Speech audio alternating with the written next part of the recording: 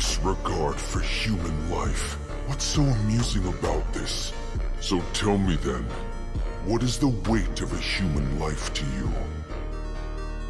Wait, who was that? How could you ever forget? That face... It seems familiar, but why? About that swordsman. Who exactly was he?